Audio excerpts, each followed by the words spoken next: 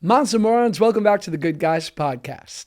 Josh, if you found out, okay, you woke up in the morning, sad news, God doesn't exist, everything you've known has been a lie, what's one thing that you're wishing you had done more of? Ooh, that's so hard. Because God's literally the only thing keeping me in check.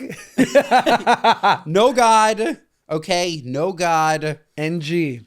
He's not looking at you, okay? He's not spying on you. By the way, I know, look, God exists. That said, we're here saying God exists, but we're also doing the nasty in front of God. I'm just saying, like, if he's really watching our every move. I want your answer first, though. But, I want your answer first. What are you doing more of? I think God is a G. I think the people who believe in God, little annoying. Go to the intro.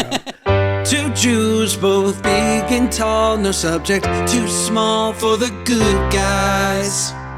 A mother's dream, premium podcast team, make it your weekly routine, it's a good guys. And if you don't give us 5 stars, what are you nuts? What are you nuts? Yeah, we're the good guys, we're not the great guys, we're just the good guys. Whoa. Okay, I was thinking about this, and originally I thought that I would just do more drugs, but that hurts me, and physically it was self-limiting, right? Like I couldn't do anymore. I could have, but it was such diminishing returns, and the highs were getting shorter and shorter, and the wreckage was becoming longer and longer. I really think that I would participate in more combinas. And as all of our Hebrew listeners know, a combina is a scheme. It's an angle. It's an N. I would steal more money from big institutions, I think. I think that's a wonderful answer. I was going to say, God watching you do drugs, that's on you. Okay? Right. That has nothing to do with him. I think if you do drugs, he's happy because you're going to learn from it. If you don't do drugs, he's happy because you learned from it. I think God, when we do things we're not supposed to do, that's a different story. That said, Josh, I love the stealing thing. I would be in the mafia. Even though I also agree that is sort of similar, where like that's just like on me and on my wife, and I'm probably going to die, and I probably don't have the chops, but like some type of crime, right? But why? I'm not in the mafia because God's watching. I'm not in the mafia because Uncle Sam is watching, and I don't want to go to prison. Oh, But this that's question the combina. That's a Yeah. combina angle, right? Like I have a self-limiter, right? Like when I see my accountant every year, I walk in and I do the limbo and go, how low can you go? How low can you go? And somewhere between 35 and 40% is where I feel comfortable, right? Like I've definitely taken the deductions that were possible, but I'm not doing anything where I'm like terrified that I'm going to get audited. Sure. Please, God, anyone from the IRS, if I deserve that? Getting audited? I don't have enough paperwork. I got 3 kids. My son's in Little League. I digress.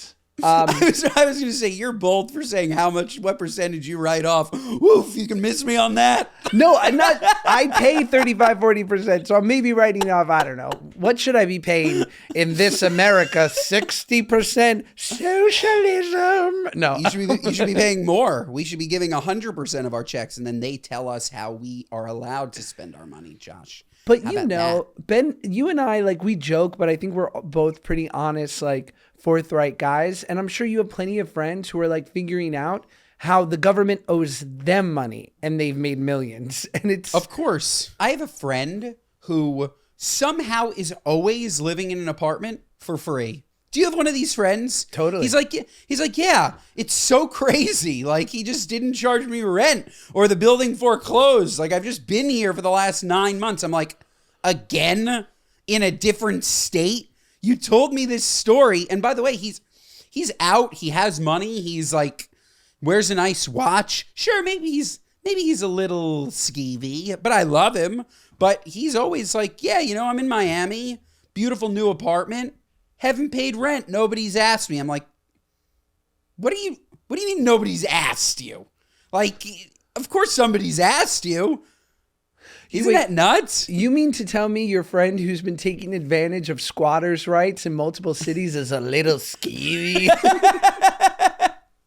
By the way, though, if you want a good fun night out, he's your guy. They're the best. He's connected. He's hooked. He knows. But yeah, a little skeevy. Yeah, it's like the better the sex, the crazier the girl. It just is. It's just a rule of the universe. It just is. I'm trying to think back to the initial question. What am I not doing because God is watching me? You couldn't be in the mafia. Why did you even say that? You couldn't. I don't see you doing anything remotely violent ever. It's just fun and familial. I don't think that I want to do it to like pop anyone. I think it's like running a casino and having a huge family and like just the delicious Italian food and a nonna. I don't know, just like the cultural aspect of it, I love. You know what, Josh? No, this is again the government. I was going to say I'd run an illegal gambling room. No, that's Uncle Sam. I don't have anything. I think that I would, okay, I wouldn't be guilty anymore. Ooh, and if I'm not guilty anymore, what would I do? That's the way to get to it. What am I guilty of that I wouldn't do? I do all of it. It's so hard. It's such a hard question, Josh. Like, I don't cheat. I don't not cheat on my wife because of God. I don't do it because I love my wife. And first and foremost, I'm not willing to sit with that in my universe. I could never live with myself. First and foremost, I do it because I would go nuts. And secondly, I do it because I love and respect my wife. But God has no part in that. No, he doesn't. And I'm trying to think. It's amazing. Like we're really self-governed by our morals and our brains, and we put up all of these, I don't know, like obstacles, and we put our, of course God exists, but I'm now thinking very philosophically, like I'm governed by myself. It's so interesting. I'm governed by my guilt, but I'm also governed by what is right. And maybe all of that comes from God. Maybe that's how God plays in all of this. But it's just fascinating to think about that on a daily basis, you're stressed about things because you told yourself to be stressed about them. Everything in your brain, everything going on up here, Josh, it all matters because we say it matters. Right? You know what I mean? I think people do talk about being born morally on third base because of like Judeo-Christian values and a God existing, and that like these things that we think are inherent to good people are actually from like thousands of years of development. But I also just think that if there was no God, the world in which we exist today, if you are to abide by the social contract, if this is a simulation or a video game, not creating massive amounts of wreckage, having people chasing after you, having to look over your shoulder constantly, like equals a better life. There are certainly a small percentage of people who are successful scoundrels and seem to just fall up. I'm just not one of those guys. I think for the most part, the way we live is kind of the way to have a good life. I think so. I think so. I was watching... Everybody's raving about this Dinosaur documentary with Morgan Freeman. Have you seen this Dinosaur documentary? I saw the commercial. I love Morgan Freeman. He narrates anything. I'm game. He has one of those voices. He's just fantastic. I'm not a fan. I love the Planet Earths of the world, all of those. I'm just not a fan of like CGI, AI dinosaurs. How the fuck do you know what that looks like? Okay, I know you have the bones of the T-Rex. You're telling me you know it's pink?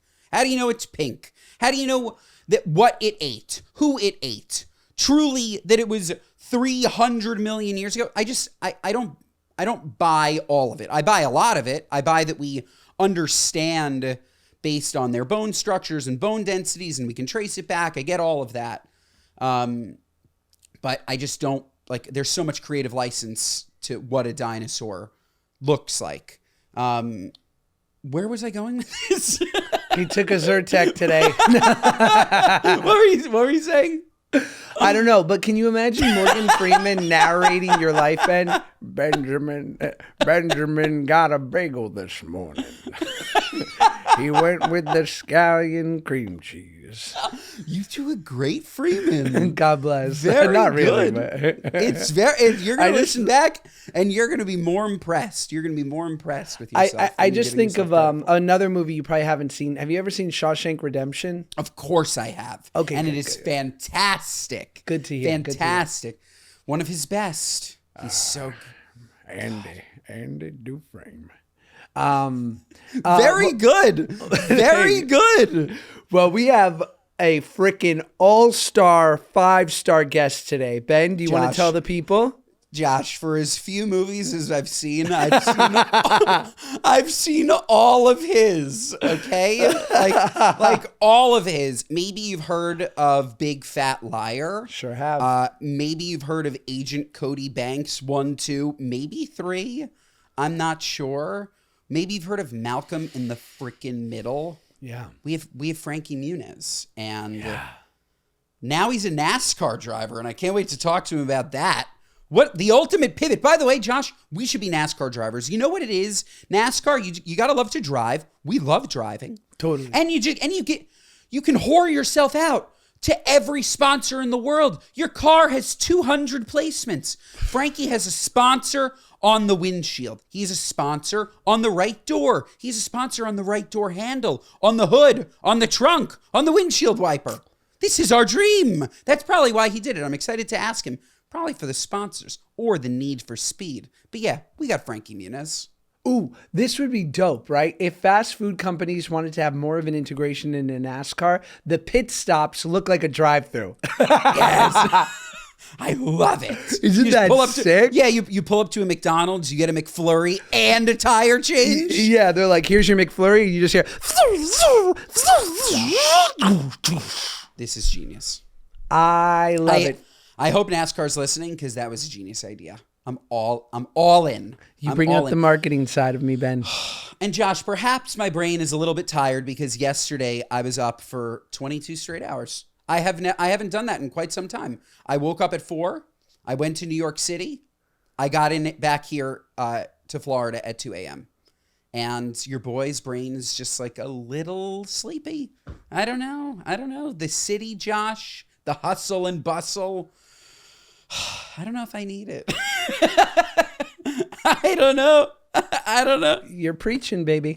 I don't know. I got back here. I just went, oh, wow, that was a lot quickly, even though God blessed me with beautiful weather, 67 degrees. But so, yeah, if I forget anything, I won't forget anything about Frankie. I won't forget anything about Big Fat Liar. And I'm hungry like the wolf. Ba-na, bow, ba-na-na-da-na-now. This episode of the Good Guys Podcast is brought to you by our friends at Caraway. Folks, we love Caraway here at the Good Guys Podcast. And let me tell you, I don't think I spoke about this. Sure, Claudia and I did a couple of months in Florida. It was absolutely fantastic. Let me tell you, I needed new pans in this kitchen, okay? I needed new stuff. Not to say that my sister-in-law doesn't have wonderful stuff. She does. I needed new stuff. And I ordered the Caraway goods, okay? Everything, soup to nuts, knives, we got cutting boards, we got pans, we got pots, we got everything. And let me tell you, not only was it beautiful, but it was so wonderful. Easy to use, easy to put away, easy to clean. Caraway is it. It's absolutely fantastic. I love their butcher blocks. Thick, premium wooden surfaces. You should see this wood. Crafted with walnut and maple wood. This is high quality wood, okay? And for the Tupperware, oh my God, have you seen their Tupperware? We're talking glass lids made with premium tempered glass for clean cooking with a view. This is the future, folks. Caraway, this is not what your mom was using, okay? Not that maybe your mom was using something great. I didn't mean to throw your mom under the bus. I'm just saying that this stuff is absolutely fantastic. We're talking easy cooking, okay? Because they're ceramic, which is naturally slick, which means that minimal oil or butter still creates slide off the pan eggs and easy cleaning. Oh, is it easy, okay? And well loved. Caraway is loved by over 2 million homes and over 150,000 people have rated it 5 stars about their Caraway kitchen. And now it's time to try it for yourself.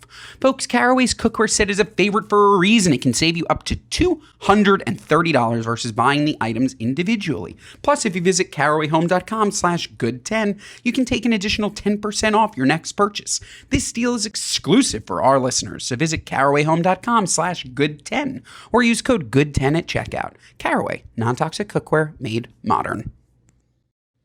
This episode of the Good Guys podcast is brought to you by our friends at Nutrafol. Folks, people think that hair thinning is all about genetics. They blame their mom, they blame their dad, they blame everybody but their environmental factors.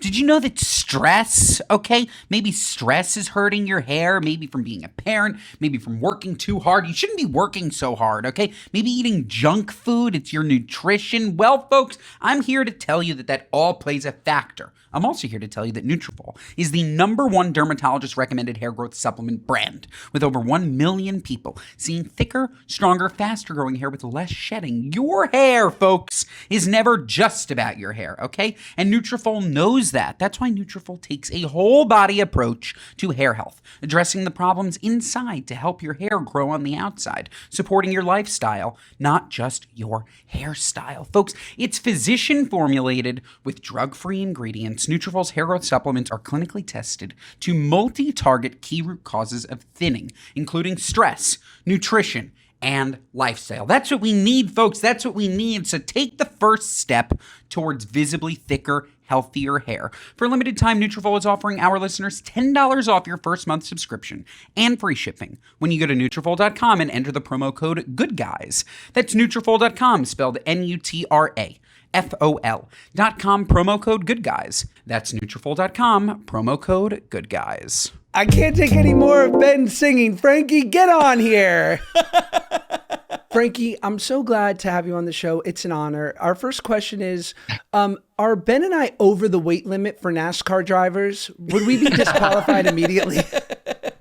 I would say not for NASCAR. You guys are good. Formula One, maybe close. What is there really a weight limit? Not a weight limit. It just, when you meet most of the F1 guys, because like every single pound is like, they're all tiny, right? They're like, I'm 5'4", 135 pounds. I'm like average size for like a F1 guy. Some of them are bigger, but for the most part, they're just like jockeys. You know what I mean? Just a lot smaller. Just for sure. NASCAR, the cars are heavy, right? Like they're 30, 200 pounds. So like 50 pounds, 100 pounds doesn't make that big of a difference. I mean, it does still, but not as much as like the Formula One stuff. Josh, what an excellent question. I had no idea. We need to start a fat racing league. Okay. Yes. We need to figure out maybe it's bigger cars. Okay. So you said 3,200 pounds for NASCAR. So we need like a 10,000 pound, something where if you just have like a 600 pound whale that's driving the car, maybe it's like bus races or something. Ooh, they do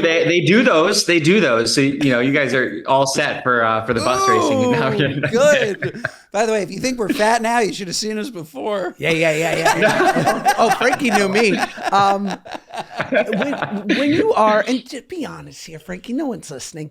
When you are a race car driver, does it kill you to drive on these normal streets? Like, are you upset if you had to drive a Mazda? No, I'll say this. I actually found once I started racing that I drive fairly slow and like no risk on the road. To me, there's no reason, right? Because even if I'm on the freeway, right, I'm like, oh, go 110 miles an hour. Well, that's first gear in my NASCAR. You know what I mean? Like that's like pit lane speed. You know what I mean? So there's nothing that you can compare it to. So I know all I'm going to do is either get hurt or get in trouble. You know what I mean? Get arrested or something. So I don't know. I find myself like driving more like a grandma than I used to on the streets now that I race, because every week I get to go 200 miles an hour and, hit people with a race car. And, so yeah, I don't know. It's quite the opposite, I think. So Frankie, how did we get into NASCAR? How did we get here? Okay. Because I'm sure our listeners are like, Frankie Muniz is here and we're only talking about NASCAR. Hell yeah. Okay. Like I fucking love it. So what had to happen? Like, were you always a fan of NASCAR? How did this happen? And how great are the sponsors? Yeah, I mean, I was always a racing fan, right? But like when I think back of being a kid or even a teenager and when I was doing the show and stuff like that, like saying you want to be a race car driver was like saying you want to be an astronaut, right? Like, how do you do that? Like, how do you become a race car driver? But I actually can thank Bryan Cranston for me becoming a race car driver, as odd as that sounds. He did the pro celebrity race that they used to do in Long Beach for years. And he came back on set that next day after the race, and he was like, "It was the most incredible thing. If they ever ask you, you have to do it." So the next year they asked me, I was 18, and I did it, and I won the race. Wow. And that feeling was incredible, like magical. And a pro team approached me and was like, "Hey, we'd like to just give you a test for fun," right? Not thinking that I was going to have a career in it, but like, "Oh, we'll put you in the real race car. You know, you can just drive around and have fun." But by the end of the test, I was faster than their pro driver. So they signed me to a 2-year development deal. And the next thing I knew, I was a professional race car driver. So that was 2004, 2005. I raced until 2009. I got pretty badly hurt. And I did no racing up until my son was born in 2021.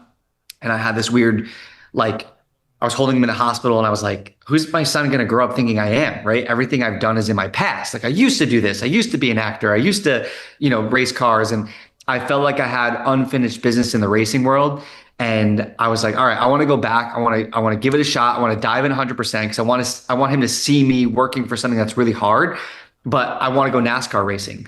I used to race open wheel cars, like Formula One style, IndyCar style cars. And now NASCAR is like, I say it's like comparing Olympic diving and Olympic swimming. Like, sure, they're way different sports, way different, not athletes, but like just everything that you feel is different.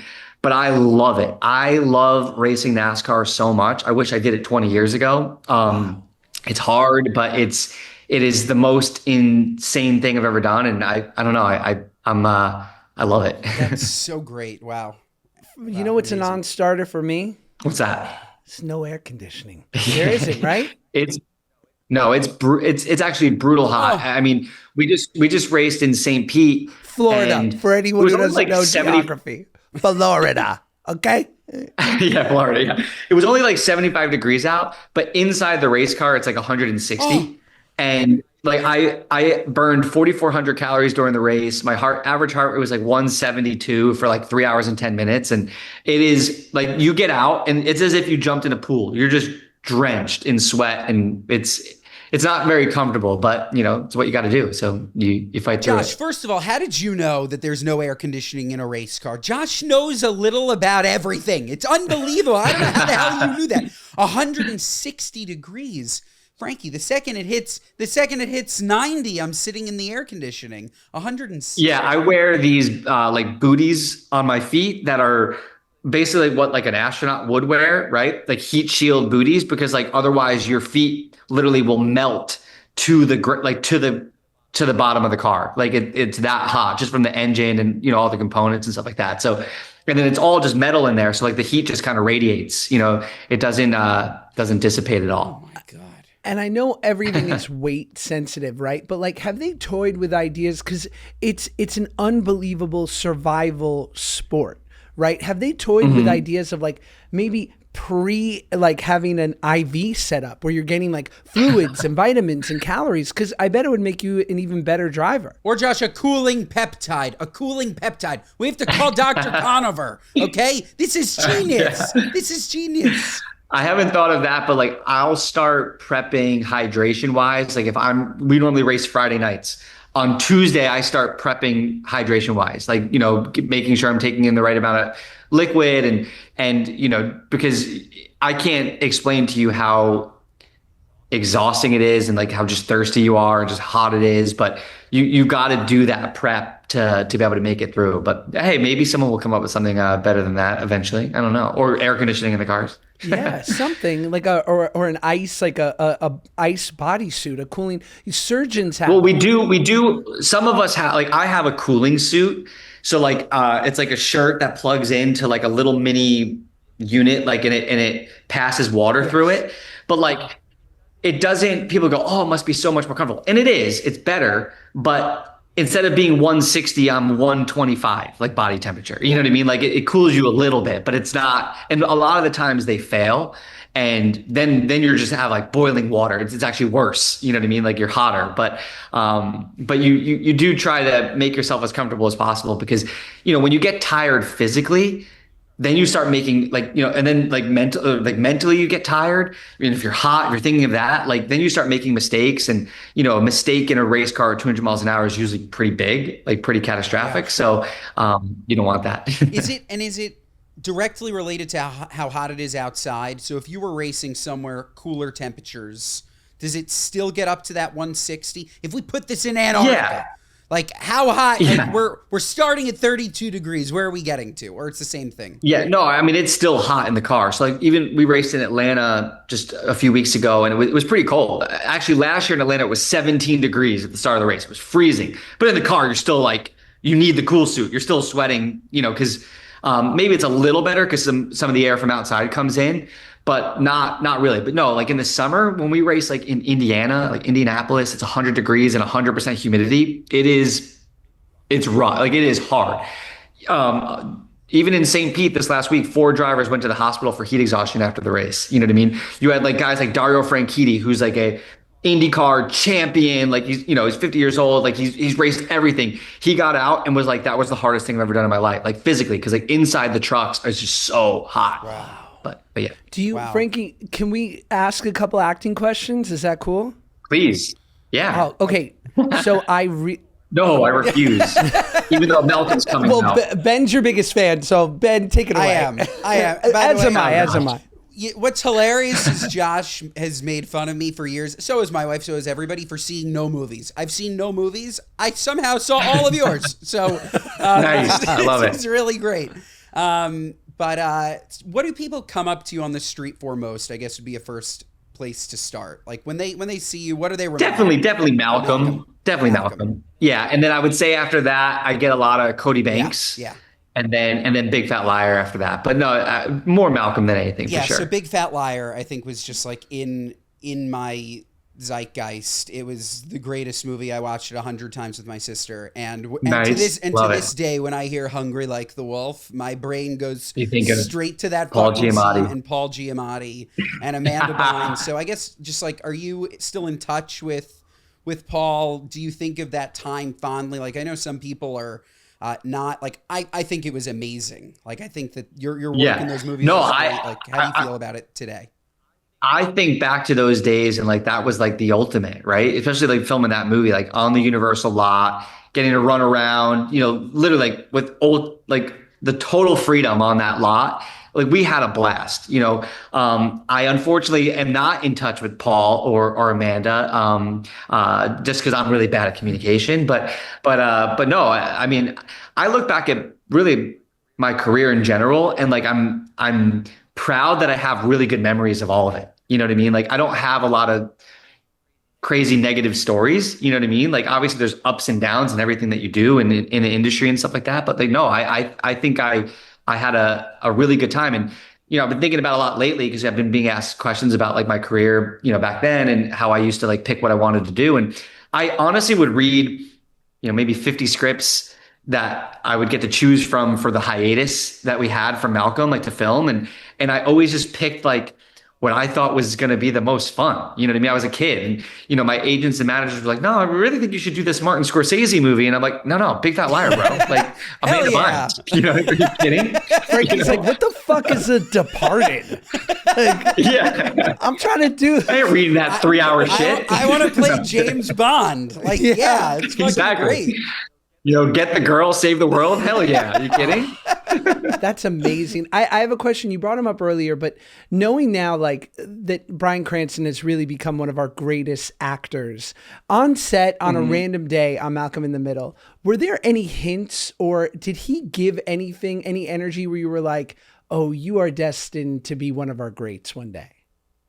Oh, 1,000,000%. I always say that, well, a little backstory. When Hal, his character was originally written in the pilot, and if you hear Linwood, the creator, talk about it, he's like, Hal was an afterthought. Like he was not supposed to be really a main character. He'd be there. He was going to be like the hapless dad that kind of didn't really do much. And they ended up casting Bryan the morning of the first day of shooting because they were like they were so worried about all like Malcolm and Jane as Lois and the other boys and they really didn't know what Hal was going to be and they put Bryan in kind of last minute. he made that show. But more than that, when I always say, like, I looked up to him as a mentor for multiple reasons. A, just he's a really great guy, nice guy. But it didn't matter if he was off camera. It didn't matter, how long we were shooting. When you film something for a long time, or eventually you're like, all right, we're good. We got it. And they're like, oh, one more shot. Bryan never, like, he gave 1,000,000% every single time. And even you'd read the scripts, right? And you go like, oh, I don't really understand that. And when Bryan would do it, like, it came to life. And you see that, especially, I mean, not in all of his acting, but like in this reboot, there's a pretty intense arc that Hal goes through, and like only he could do it. Like only he could make it make sense. Wow. You know what I mean? And pull it off. So it's pretty cool. Wow, that's awesome. And don't listen to any of our previous clips. I love reboots. I'm a big reboot guy. I'm a huge fan. I've been in 5, proud of all of them. I love them. I don't know about Ben. I love them. I love them too. And you do love them. I think the only reboot you don't love is Scrubs. I love that one. That one of my faves.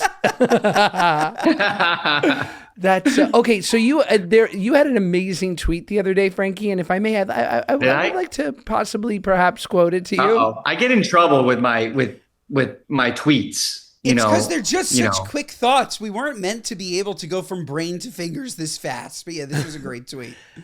I don't know why. Like I'm pretty quiet about certain things, but like I say the shit that I shouldn't say online. Well, you did say, God, I hate hearing actors talk. Do I sound like such a tool when I talk?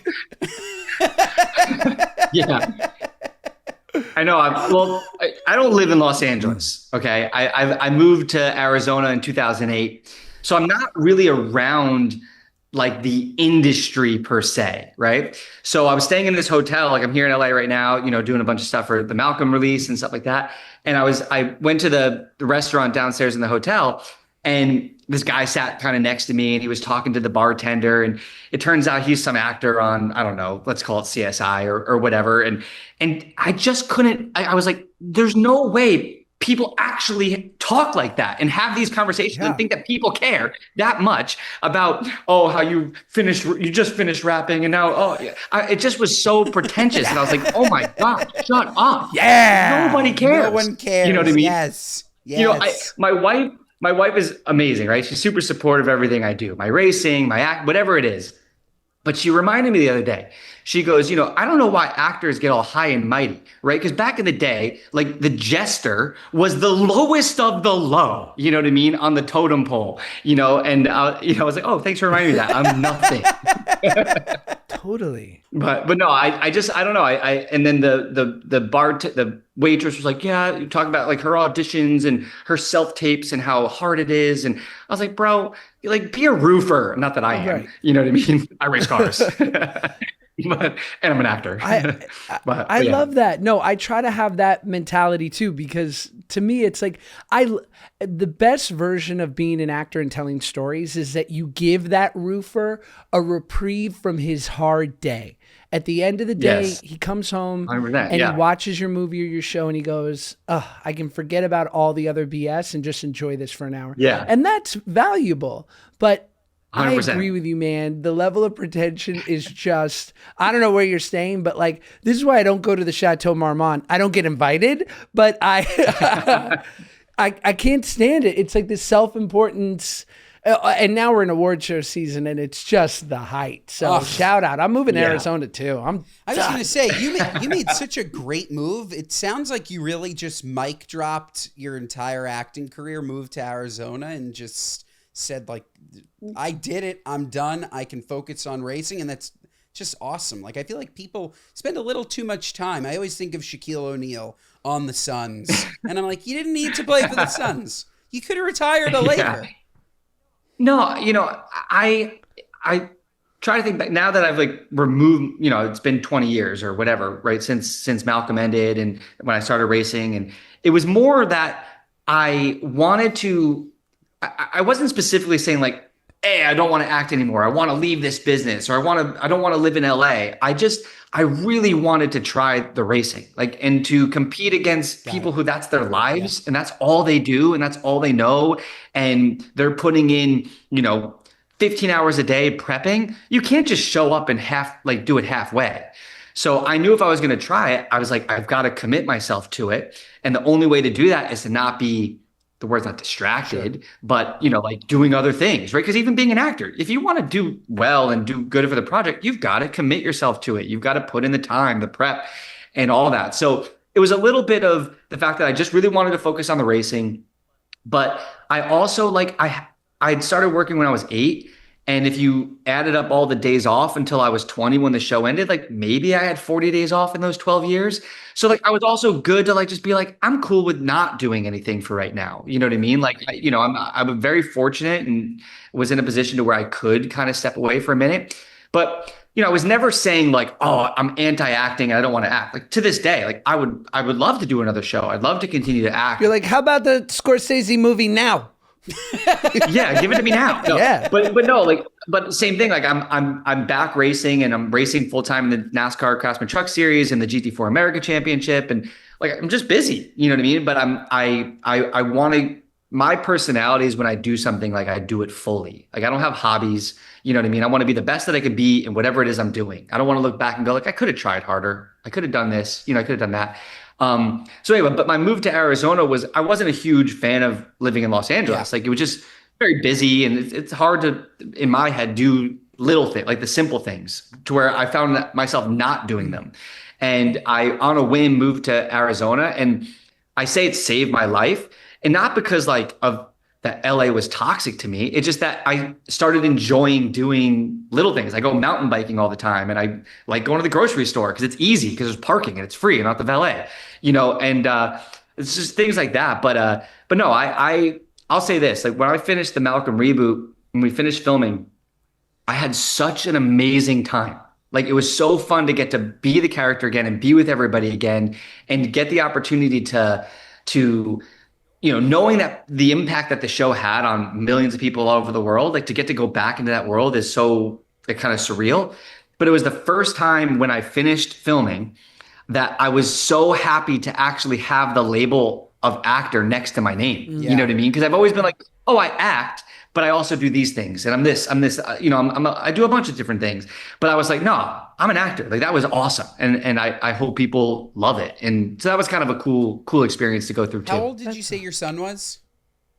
He's about to turn 5. Next week he turns 5. Amazing. And you mentioned that you want him to know you as the NASCAR driver. Josh and I talk all the time. No, yeah, please. Not even as I want him to see me. I don't want him to grow up and be how do we have this nice house? You know what I mean? I want him to see me actually working and really, doing really hard. Things currently. Yeah. I understand. Yeah. But so you'll still show him your old stuff. I know he'll love your old stuff. Not in a narcissistic way. I think he'll love it. Josh will watch some of his old stuff with his kids, and they get a kick out of it. Have you shown him any of the movies or not yet? He knows me as a race car driver, right? He knows me as being interviewed, next to the race car, or he'll have an in-car camera and see me driving. He's seen me on TV. Way cooler, Frankie. I wish my kids knew me as a samurai. They know me as this fuddy-duddy fucking. What does your dad do? I don't know. Fucking improv. I don't know, but he's definitely seen people coming up to me always and calling me Malcolm, or talking about roles I played. So he's seen pictures of me, posters and stuff like that. But I don't think he fully understands it, right? Doesn't get it yet. I am excited for him to get older to see what he thinks of Cody Banks or something like that. I don't know. Maybe he'll think it's really lame. You know what I mean? That's dad. Or maybe I'll be cool to him. I don't know. We'll see. It'll be cool. That's awesome. Congrats on everything. I know this isn't. It's a pivot for me. I'm sorry I didn't know that you were a NASCAR driver until recently, but this is such a cool. It's just so cool. And be safe out there. Yeah. This is an honor to have you, man. And I'm seriously impressed, dude. I feel like you are. When we were mentioning that you were on the show, everyone was so excited. You're beloved, and I think for good reason, because you're authentic, man. You do the thing that you are passionate about, and I think that resonates. So I wish you the I best. appreciate dude. that. Thanks so much. you. Yes, thank you. Thank And before we wrap, anything All right. you want to plug? I think we touched on everything, but everything. I mean, obviously, I'm just excited for everyone to see the Malcolm in the Middle, Life is Still Unfair reboot, April 10th, Disney and Hulu Plus. Yeah. Sorry, Hulu and Disney Plus. Hulu and Disney Plus. I'm not an actor. I'm just a race car driver. No, it worked. Come on. Thanks, bro. Thanks, Frankie. See you guys. Take care, Frankie. This episode of the Good Guys Podcast is brought to you by our friends at Built Rewards. Folks, we can all agree that housing is expensive, whether it's renting, your mortgage, it doesn't matter which one you're paying. It stings every month. But Built can make it feel a little bit better by making it work harder. Let me explain, because Built started out rewarding members on their rent. Now, as of 2026, Built members can also earn points on mortgage payments wherever you live. You heard that, right? Every housing payment earns you points you can use towards flights with top-rated travel partners like United and Hyatt, Lyft rides, Amazon.com purchases, and so much more. Personally, I'd redeem my points for travel. It's always travel. A free flight? Oh my God, a free flight plus hotel? All of a sudden, you're paying for my vacation? I'm paying for my vacation because I paid the mortgage that I needed to pay? Because I paid the rent that I needed to pay? I'm getting points off of something that I needed to pay and it's turning into a free vacation? It sounds like a scheme. It's real. It's real life. Built is absolutely fantastic. I could not recommend it more. And here's what I think is the most underrated part, okay? Built members also get access to a neighborhood concierge. It can make restaurant reservations, book fitness classes, and find new local hotspots, all while being rewarded at more than 45,000 merchant partners, okay? It's like having a personal assistant baked into where you live. It's simple. Being a renter and now owning a home is better with Built. So join the membership for where you live at joinbuilt.com/goodguys. That's JOINBILT.com/goodguys. Make sure to use our URL so they know we sent you. This episode of the Good Guys Podcast is brought to you by our friends at Yasso. Folks, let me tell you, okay, I have been a Yasso fan for so long. I'd get in bed, take 3 of those bars. Oh my God, the Greek yogurt, they're just so delicious. I love them. And then Claudia brought home these beautiful pints, this beautiful creamy frozen yogurt. And let me tell you, oh my God, I was floored. I was floored because most healthy ice cream lets you down. It's going to give you a bellyache, okay? I don't know what the hell is in it, okay? But it gives me a bellyache. It's no good. I don't need to talk about it more than that. It doesn't taste good either. I've just been eating it because I thought, oh, it's healthier. No, it's not, okay? You know what's healthier and you know what's more delicious? Yasso. Yasso. It's unbelievable. Yasso is the real deal. They took everything you love about ice cream and upgraded it with creamy frozen Greek yogurt. It's the best of both worlds. We're talking delicious ice cream, spoonables, but it's also good for you, good for your nutrition. And folks, you know about their bars, you know about their chocolate crunch bars, sandwiches, poppables, etc. This new ice cream, spoonables, which each have 400 calories roughly and 19 grams of protein per container, you can't beat that. You absolutely cannot beat that. And now through April 30th, Yasso is giving away 40,001 of their new spoonables. If you head to yasso.com/goodguys, okay, that's where you can enter. That's Yasso, YASSO.com/goodguys to enter and find full giveaway details, rules, and regulations. Find new Yasso spoonables at a grocery store near you.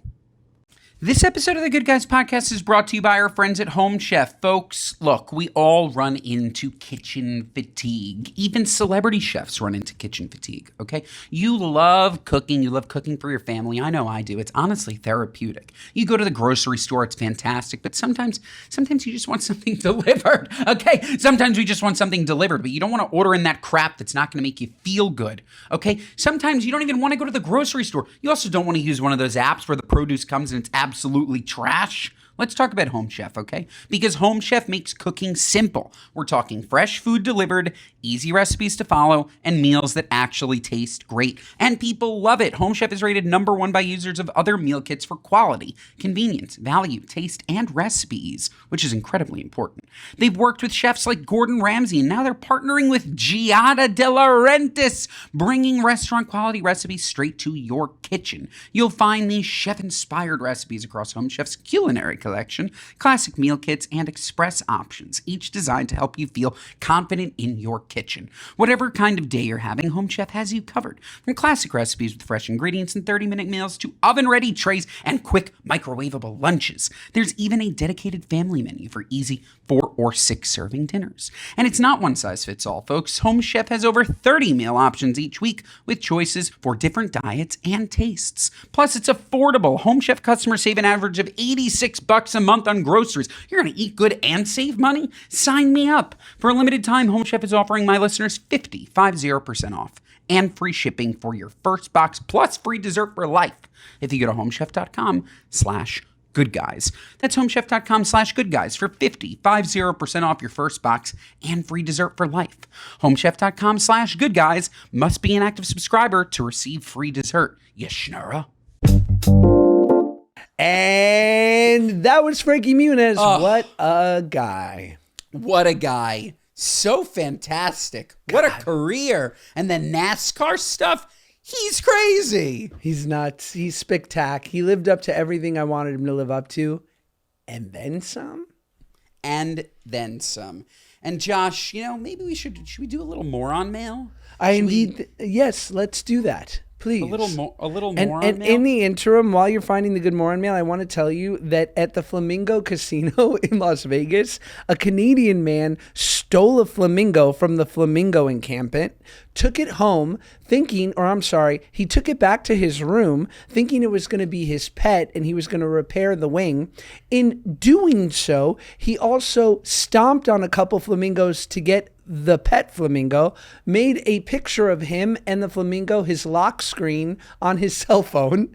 He has since been arrested, charged, had a $12,000 bail, and Canadians are wild, dog. Canadians be out here stealing flamingos. Holy mother of God. That's like the time I stole, even though I paid for it. Josh, did I steal this? We were in a nightclub, Las Vegas. There was a Magnum bottle of 1942 unopened. I paid for it, but I took it out of the club in my pants. Fuck no, you didn't steal it. I didn't, right? A Magnum bottle of 1942, which goes retail for $350. That had to be $1,200? No, it was at least $2,000. Right. At least at the time. It was one of those where you had a minimum, you had to hit it, so you ordered it because you're not just giving the money back to the club. So you take it. But yeah, I smuggled that shit out in my pants because they wouldn't let me take it out. And I felt like I was stealing, but I paid for it. Yeah, baby. Yeah, okay, you did the right thing. I paid for it. All right, back to the flamingo. You want to talk pathetic. Don't steal live animals, okay? Don't do it, okay? Beautiful flamingo. And what did he do, grab him by the neck? What a terrible story. What a loser. And also, can you imagine if we were both there? You would have stole the 1942, but I'm the idiot who would have stole the mixers. Benny, I got the cranberry. Let's go. Two fatzos running down the hallway. So good. So good. My mom literally would have stolen the napkins. When my mom leaves a place, she is taking them for what they're worth. She leaves a diner, she's taking all the jelly packets. God bless all you, of them. Ava. Yeah, it's called Fileta. There should be a restaurant called Fileta. This is Fileta. Fileta. Totally, dude. Totally. Do you have a moron mail? Moron mail. I do, and folks, this has been the greatest transformation, okay? Speak pipes are gone. Rest in peace, Marshall. You can email us, goodguyspodcast1@gmail.com. goodguyspodcast1@gmail.com. They are all anonymous. They're so much better. You can type them. We don't have to hear your voice. Sorry, not sorry. Okay. Hi guys, there's a woman in my office who microwaves fish for lunch, and it absolutely destroys the whole floor. The smell just sits there for the rest of the afternoon. The thing is, she seems totally unaware. Or maybe she is aware and she just doesn't care. She heats it up, sits down, and eats it like everything's normal, while the rest of us are basically holding our breath. No one has said anything to her because it feels rude to tell someone what they can and can't eat for lunch. But at this point, it's becoming a whole office event every time she eats salmon. Can I say something to her? What would you guys do? Can happen. It can happen. You can't microwave salmon. You can't. You either need to eat it cold. So if you cooked it the night before, turn it into a beautiful salmon salad, right? Or put it on top of a Greek salad. Yes. Okay?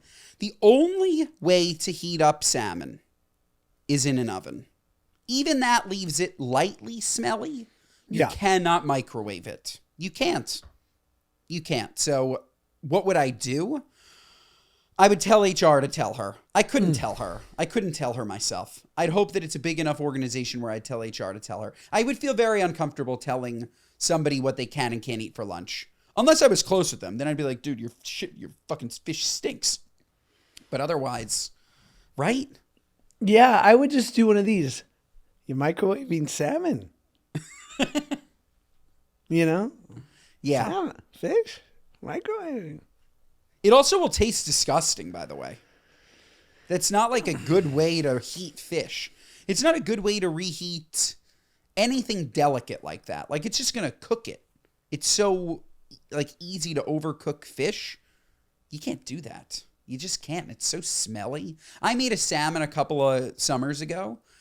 Delicious. Oreganata. I put it in the fridge. My brother-in-law heated it up in the microwave.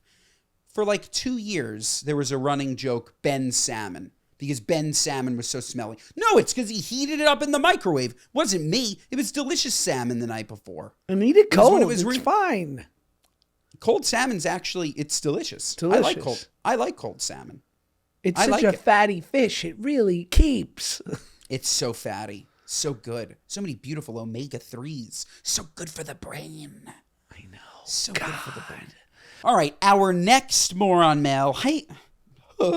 Hey guys, my wife loves to FaceTime her friends at night when we're already in bed. We'll be laying there watching TV and suddenly she's on a full-time face call.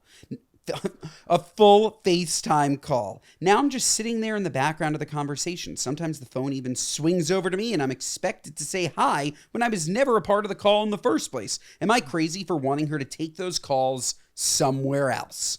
No, you're not crazy. Take them somewhere else. Claudia does this all the time. I have no doubt. She does this all the time. We'll be watching a show. Jackie will call her. All of a sudden, she's FaceTiming with Jackie. Like, weren't we just watching a show? Like, is the show over? It could last 15 minutes. I'll end up going in the other room. Does Paige do this? Yeah, but tell me if it's I don't want to make it a woman thing, but men bad. But let's just call it our wives thing. And I don't think they're aware of it. I think our wives have a tendency to, they have an instinct to take over the bedroom, bed rot. And it's like, they get in bed and they think it's still our room. I'm too sensitive. You might be better at this, Ben, at manning up, but I don't really feel welcome in there. Because, like, I usually put the boys to bed, and at that point, Paige has showered and cleaned her face, and now she's in bed, and she's got stuff going on, right? She's either got her laptop, she's got a show going, it's the control center. But I feel like I'm entering that energy, and if I'm not on that exact same wavelength, I don't want to just lay there. So then I wind up going downstairs. I do. I understand. We don't do bedtime separately because we have one child and we do it together. So what every single night looks like is we feed Ruby, we read him a book together, we put him down, and then she picks the TV show, we lay in bed, or if she's reading, I'll read, or if she's on her computer, she dictates. But yeah, no, your experience happens on maybe a weekend or something. I'm trying to think pre-Ruby. Like she'll start a show and all of a sudden it's season 5, episode 3, and she's watching it. I either got to watch it and ask her a ton of questions, or I got to do my own thing. But yeah, I just think that FaceTime calls where the other person is not a part of them should be done in private. That's all. Should we get to our What Are You Nuts? We should. Our What Are You Nuts moment of the week, our gripes with people, places, and things, both big and tall, Rochester style. Whatever's sticking in your craw. Josh, you got one?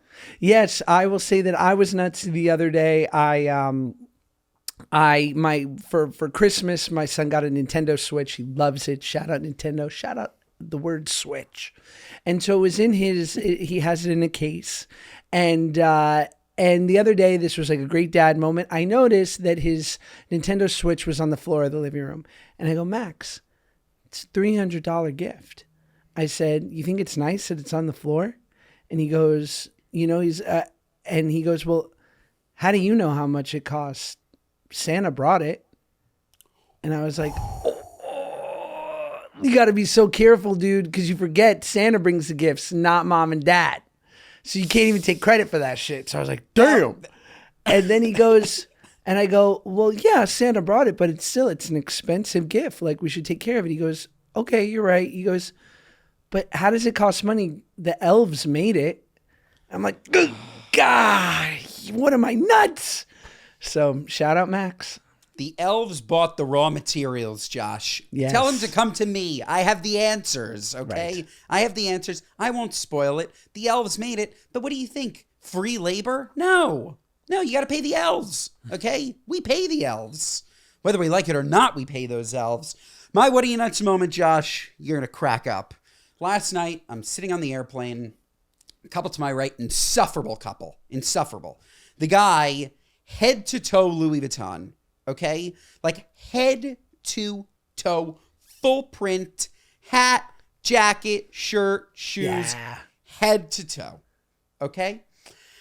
And the flight ends, we're wrapping, he takes down his Louis Vuitton suitcase. Yeah. And the guy behind him goes, dude, I love your suitcase. Where's it from? He looks at him, he's like, Louis Vuitton? What are you, nuts? Like, what do you mean, where is it from? Are you from this planet? Josh, it was full print. His whole So body, good. full print. What do you mean, where is it from? Everything he's wearing is from Louis Vuitton. It's all Louis Vuitton. You don't need to see a sticker to know it's from Louis Vuitton. Where's it from? So dumb. What are you, nuts? So dumb. Folks, Mondays and Thursdays, folks, we will see you next time.